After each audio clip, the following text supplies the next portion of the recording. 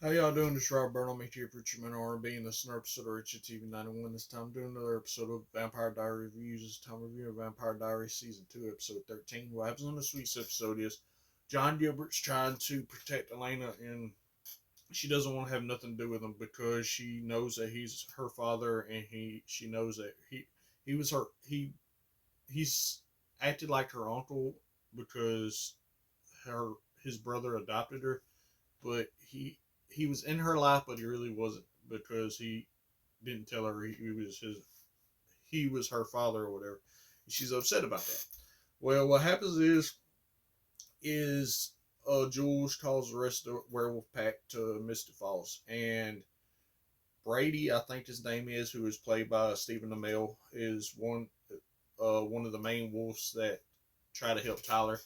And what happens is they capture Caroline, and then they want Tyler back because Stefan's talking to Tyler, trying to convince him that they don't need a fight, that they all can be friends like they have been, and that would just be it.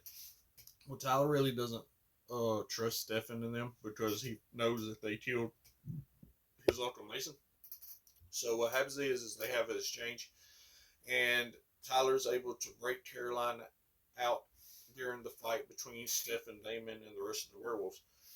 Well, what happens is Stefan and Damon kill a bunch of the werewolves, and uh, Elijah's warlock comes in and knocks out all the werewolves and tells Tyler to tell them that they need to get out of Mystic Falls whenever they wake up. So what happens is Tyler goes to try to talk to Caroline and apologize for what happened, and Caroline tells him that they're not friends anymore and to get out of our house and leave.